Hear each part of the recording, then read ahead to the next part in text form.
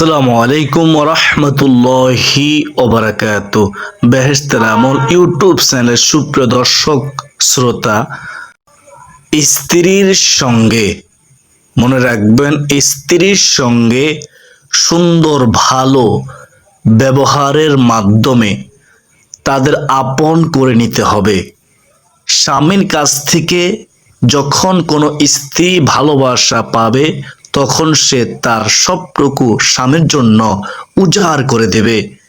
রাসূলুল্লাহ সাল্লাল্লাহু আলাইহি ওয়াসাল্লাম তিনি বলেছেন, রাহমাতুল লিল আলামিন নবীজি বলেছেন, কি বলেছেন শুনবেন মনোযোগ দিয়ে। স্বামী স্ত্রী উভয়ে যখন একে অপরের দিকে ভালোবাসার নজরে তাকাবে, মহান আল্লাহ তাআলা তাদের দিকে রহমতের নজরে তাকাবেন। বলুন না সুবহানাল্লাহ, কমেন্টে লিখুন সুবহানাল্লাহ।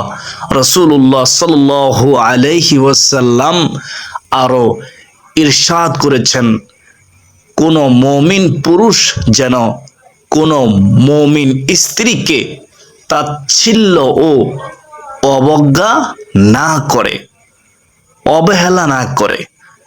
তার আচার আচরণে কোনো একটি অপছন্দনীয় হলেও অন্যটি সন্তোষজনক হতে পারে। সহিহ মুসলিম শরীফের হাদিস, হাদিস নম্বর হচ্ছে 1469, 6272 নম্বর হাদিস। সুবহানাল্লাহ। প্রিয় দর্শক শ্রোতা, পবিত্র কোরআনে মহান আল্লাহ তাআলা বলেন, আমাদের রব তিনি বলেন, আর তার নিদর্শনাবলীর মধ্যে রয়েছে যে তিনি তোমাদের জন্য তোমাদের থেকেই স্ত্রীদের তিনি সৃষ্টি করেছেন, যাতে তোমরা তাদের কাছে প্রশান্তি পাও, শান্তি পাও, এবং সৃজন করেছেন তোমাদের মধ্যে ভালোবাসা ও সহমর্মিতা। নিশ্চয়ই এতে চিন্তাশীল সম্প্রদায়ের জন্য বহু নিদর্শন রয়েছে। সুবহানাল্লাহ। সূরা আর রুম আয়াত হচ্ছে 21। বেহেশতের আমল ইউটিউব চ্যানেলের সুপ্রিয় দর্শক শ্রোতা, স্বামী স্ত্রীর মধ্যে সম্প্রীতি, ভালোবাসা এবং একে অপরের প্রতি দয়া, সব কিছু আল্লাহ তাআলার সৃষ্টি। সারা জীবন একে অপরের সাথে দিতে পারে। চিন্তাশীল ব্যক্তিদের জন্য এর মধ্যে নিদর্শন রয়েছে। সুবহানাল্লাহি ওয়া বিহামদিহি, সুবহানাল্লাহিল আযীম। প্রিয় দর্শক শ্রোতা, আর যারা কাফের তারা তো কিছুই বুঝবে না। পৃথিবীর বুকে যে সমস্ত নারী ও যে সমস্ত পুরুষ শয়তানের চক্রান্তের শিকার হয়েছে, তারা স্বামী স্ত্রীর মাঝে ভালোবাসার মূল্য বুঝতে পারে না, কখনোই ভালোবাসার মূল্য সম্মান বুঝতে পারে না। তাই তারা পরকীয়ার মতো জঘন্য পাপের দিকে আকৃষ্ট হয়ে যায় এবং দুশ্চিন্তা মুসিবত তাদের মধ্য দিয়ে চলে আসে। তাদের সংসারের সুখ থাকে না, তাদের জন্য দুনিয়া ও আখিরাত উভয় অন্ধকার হয়ে যায়। দুনিয়াও শেষ, আখিরাতও শেষ। আর যারা আল্লাহর নিয়ামতের শুকরিয়া আদায়কারী, শুনেন, নারী পুরুষ তার স্বামী স্ত্রীর মধ্যে ভালোবাসার মূল্য বুঝতে পারে, সারাটি জীবন ভালোবাসা ও মায়ার বন্ধন থেকে জীবন অতিবাহিত করে দেয় স্বামী স্ত্রী। সুবহানাল্লাহ। বেহেশতের আমল ইউটিউব চ্যানেলের সুপ্রিয় দর্শক শ্রোতা, এবার আমরা মূল আলোচনায় ফিরে যাই। স্ত্রীকে 3 অবস্থায় কখনো একা ছাড়বেন না। এতে দুজনের মাঝে ভালোবাসার সম্পর্ক দুর্বল হয়ে যায়, ভালোবাসার সম্পর্ক দুর্বল হয়ে যেতে পারে। তো সাবধান, কখনো একা ছাড়বেন না। প্রিয় দিনী ভাই ও বোনেরা, 1 নম্বরে হচ্ছে অসুস্থ অবস্থায়, শুনবেন মনোযোগ দিয়ে, স্ত্রী যদি অসুস্থ হয়ে পড়ে তাহলে তাকে কখনো একা ছাড়বেন না। তার দেখাশোনা করা, তার যত্ন নেওয়া, তার প্রতি খেয়াল রাখা, তার চিকিৎসা করানো ইত্যাদি, এটা আপনার দায়িত্ব। আপনি স্বামী হিসেবে এই দায়িত্ব পালন করতে হবে। এটি স্ত্রীর হক, মনে রাখবেন। অনেক স্বামী আছে যারা নিজের কাজ নিয়ে সদা সর্বদাই ব্যস্ত থাকে। কেউ কেউ আড্ডা দিয়ে সময় অতিবাহিত করে, অথচ স্ত্রীর জন্য একটু সময় বের করে প্রয়োজন মতো পাশে থাকে না। আবার অনেকেই স্ত্রী অসুস্থ হলে মায়ের বাড়ি ফাটিয়ে দেয়। আবার অনেকে এমন আছেন, স্ত্রী অসুস্থ হলে ঘরের ছোট খাটো কাজগুলো করে না, স্ত্রীর জন্য জমিয়ে রেখে দেয়। স্বামীরা অবহেলা করে, একটু সহযোগিতা করে না। যে স্ত্রী সুস্থ হলেই যেগুলো করবে, এমনকি করা একদম ঠিক নয়। এতে দুজনের মধ্যে থাকা ভালোবাসা দুর্বল হয়ে যায়। মনে রাখবেন, স্ত্রী অসুস্থ হলে তার পাশে থাকুন। স্ত্রী অসুস্থ হলে তার পাশে থাকুন, তার সেবা করুন, তার যত্ন করুন।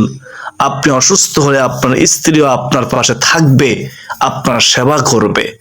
এটাই তো একে অপরের প্রতি দায়িত্ব, কর্তব্য। একজন আদর্শ স্বামী কখনো স্ত্রীকে একা ফেলে রাখতে পারে না। এই অবস্থায় অবশ্যই স্ত্রীকে তারা খেয়াল রাখে, একজন আদর্শ স্বামী। সুবহানাল্লাহ। 2 নম্বর, দুঃখ কষ্টের সময়ে স্ত্রীকে কখনো একা ছাড়বেন না। খেয়াল করে শুনেন, নারী হোক অথবা পুরুষ হোক, ধনী হোক আর গরিব হোক, প্রত্যেক মানুষের জীবনে দুঃখ, কষ্ট, পেরেশানি, হতাশা এসে থাকে। কখনো কারণবশত বেহেশতের আমল আমার ইউটিউব চ্যানেলের সুপ্রিয় দর্শক শ্রোতা, আবার কখনো কোনো কারণে মন খারাপ হয়ে যায়, দুশ্চিন্তা গ্রাস করে ফেলে, পাকড়াও করে ফেলে, মন ভালো থাকে না, অন্তরে অশান্তি ইত্যাদি। সেই সময় যদি কোনো ভালো বন্ধু পাশে থাকে, কিছু ভালো কথা বলে, সুন্দর কথা বলে, একটু আনন্দ দেওয়ার চেষ্টা করে, ধৈর্য ধারণের কথা বলে, তাহলে মন হালকা হয়ে যায়, মনের অশান্তি দূর হয়ে যায়। এমনই ভাবে স্ত্রী যদি দুঃখ কষ্টের মধ্যে বা দুশ্চিন্তার মধ্যে থাকে বা তার মন খারাপ থাকে, সে অসুস্থ থাকে, তাহলে তার মন ভালো করার জন্য সবচাইতে কাছের বন্ধু হলো নিজের স্বামী। মনে রাখবেন, তার সাধ্যমতো ও বুদ্ধিমত্তার সঙ্গে স্ত্রীর দুঃখ কষ্ট দূর করার চেষ্টা করবে একজন আদর্শ স্বামী। প্রয়োজন হলে তাকে বাহিরে ঘুরতে নিয়ে যাবে।